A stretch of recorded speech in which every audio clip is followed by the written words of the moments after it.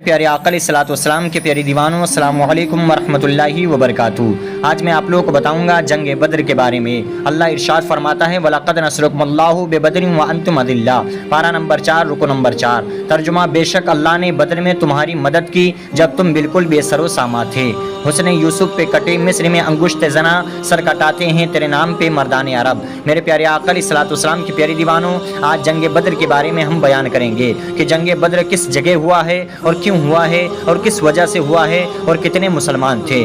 آپ سے گزارش یہ ہے کہ ویڈیو میں لاسٹ تک بنے رہیں، انشاءاللہ رب العزت آپ کو اس واقعہ سننے کے بعد آپ کا ایمان تازہ ہو جائے گا، جوش محبت آپ کی بڑھ جائے گی۔ آئیے ملاحظہ فرماتے ہیں۔ بتانے سے پہلے میں آپ کو بتا دوں، اگر آپ میرے چینل پہ نئے ہیں تو پلیز میرے چینل کا سبسکرائب کر دیں، لائک کر دیں، کمنٹ میں سبحان اللہ ضرور لکھیں۔ آئیے ملاحظہ فرماتے ہیں۔ بدر ایک کنواں کا نام ہے جو مدینہ منورہ سے تقریباً 80 میل کے فاصلے پر واقع ہے۔ یہ کنواں بہت مشہور تھا، اس لیے اس کے آس پاس کی آبادی دیہات کو بھی بدر کہا جاتا ہے۔ یہ دیہات یعنی گاؤں ابھی موجود ہے۔ اللہ رب العزت نے جنگ بدر میں مسلمانوں کی مدد اس طرح کی۔ میرے پیارے آقا علیہ الصلوۃ والسلام کے پیارے دیوانوں، مسلمان کمزور تھے، دشمن کے مقابلے میں بہت کمزور تھے۔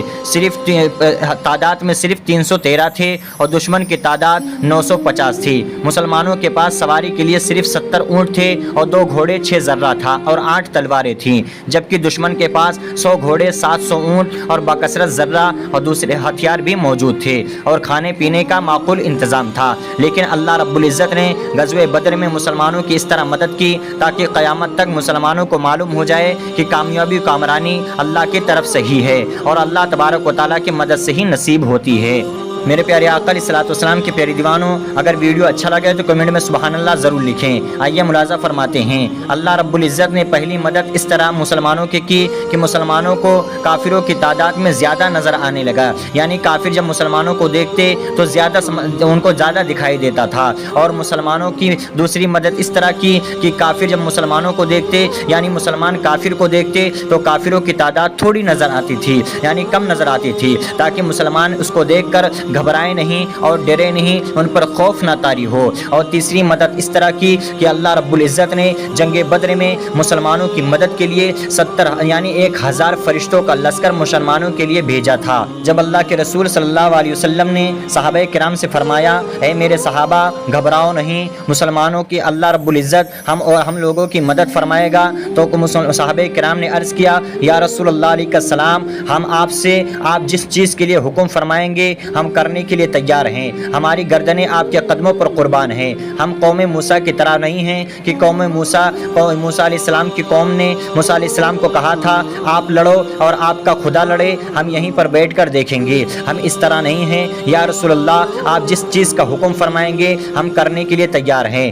گویا کہ صحابہ کرام یوں عرض کرتے تھے، فضائے بدر کو ایک آپ بیتی یاد ہے اب تک، یہ وادی نعرے توحید سے آباد ہے اب تک، نہ انجم پہ اس مٹی کے ذرے مسکراتے ہیں، زباں حال سے ماضی کے افسانے سناتے ہیں۔ میرے پیارے آقا علیہ الصلوۃ والسلام کے پیارے دیوانوں، گویا صحابہ کرام یوں عرض کرتے تھے، نبی کا حکم ہو تو کود جائیں ہم سمندر میں، جہاں کو گرد کر دے، جہاں کو غرق کر دے، نعرے اللہ اکبر سے ہمارا مرنا جینا آپ کے احکام پر ہوگا، کسی میدان میں ہو خاتمہ اسلام پر ہوگا۔ میرے پیارے آقا علیہ الصلوۃ والسلام کے پیارے دیوانوں، آخر کار جنگ ہوئی اور اللہ رب العزت نے مسلمانوں کو جنگ میں فتح و نصرت عطا فرمائی، یعنی مسلمانوں کو کامیابی کامرانی عطا فرمائی۔ مسلمان صحابہ کرام فرماتے ہیں کہ جب ہم جنگ کے لیے تلوار آگے بڑھاتے تو اللہ رب العزت کی مدد اس طرح ہوئی کہ کوئی فرشتہ آتا اور اس کافر کا گردن پہلے ہی جدا کر دیتا، ہماری تلوار اس کے گردن پر پہنچنے ہی والی ہوتی کہ اس کا گردن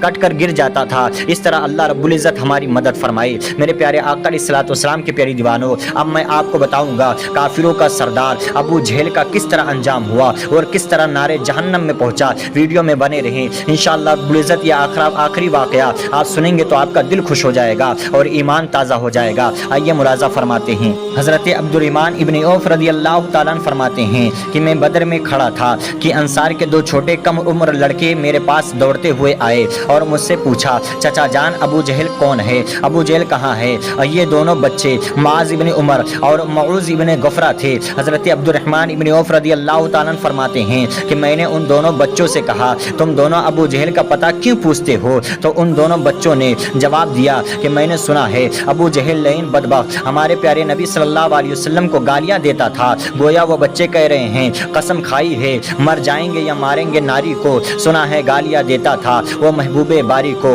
हज़रत अब्दुल्ला इब्न अब्बास रदी अल्लाह ताला अन्हु फरमाते हैं कि मैंने अबू जहल की तरफ इशारा करके कहा, बच्चों वो है अबू जहल जो लश्कर के बीच घोड़े पर सवार है। हज़रत अब्दुर्रहमान इब्न औफ रज़ी फरमाते हैं कि मैंने उंगली का इशारा किया, मेरी निगाह वहाँ पहुँची तो मैंने देखा कि दोनों बच्चे अबू जहल के घोड़े के पास मौजूद हैं। बच्चे छोटे बच्चे ने बच्चे छोटे थे, इसलिए उनका हाथ अबू जहल तक पहुँचना बहुत मुश्किल था। इसलिए बच्चों ने सबसे पहले अपनी तलवारों का वार घोड़े के टांग पर किया और घोड़ा चिल्लाता हुआ जमीन पर गिरा और अबू जहल घोड़े से जमीन पर आया तो दोनों बच्चों ने बड़े तेजी से अपने नन्ही तलवारों से अबू जहल के सर पर हमला कर दिया, जिससे अबू जहल खाक व खून में तड़पने लगा और हज़रत मऊज़ रज़ी अल्लाह ताला लड़ते हुए शहीद हो गए। इन्ना लिल्लाहि व इन्ना इलैहि राजिऊन। और हज़रत माज़ रज़ी अल्लाह ताला पर अबू जहल का लड़का अकरमा ने वार किया, जिससे हज़रत माज़ रज़ी अल्लाह ताला के एक हाथ कटकर लटकने लगा, जिससे जंग करने में दुश्वारी हो रही थी। तो हज़रत माज़ रज़ी अल्लाह ताला ने तलवार दूसरी हाथ में ले ली और जंग करते हुए अल्लाह अकबर का जज्बा था, लटकता हुआ बाजू रुकावट बन रहा था, वह पाँव के नीचे रखा और तोड़कर फेंक दिया। उस नन्हे मुजाहिद की उस अदा को हमारे अहमद मुस्तफ़ा करीम सल्लल्लाहु अलैहि वसल्लम देख रहे थे। जब हज़रत माज़ अपना कटा हुआ बाजू लेकर बारगाह रिसालत में हाजिर हुए तो सरकार सल्लल्लाहु अलैहि वसल्लम ने अपना लुआब दहन उन पर लगा दिया, जिससे उनका बाजू दुरुस्त हो गया और वो फिर से जॉइंट हो गया। इसीलिए वो फिर हज़रत माज़ रज़ी अल्लाह ताला ने जंग करते करते शहीद हो गए। इन्ना लिल्लाहि व इन्ना इलैहि राजिऊन। मेरे प्यारे आका अलैहिस्सलातु वस्सलाम की प्यारी दीवानों, आपने देख लिया सहाबे किराम ने किस तरह जंग की और किस तरह अपने मोहब्बत का जज्बा पेश किया। अल्लाह के रसूल सल्लल्लाहु अलैहि वसल्लम के कदमों में अपना गर्दन कुर्बान कर दिया। इसीलिए तो किसी शायर ने क्या खूब कहा है कि मोहम्मद से वफा तूने तो हम तेरे हैं, ये जहाँ चीज़ है क्या लोहो कलम तेरे हैं। अस्सलाम वालेकुम। वीडियो अच्छा लगा हो तो कमेंट में सुभान अल्लाह ज़रूर लिखें। चैनल पर नए हैं तो सब्सक्राइब कर दिए। अस्सलाम वालेकुम।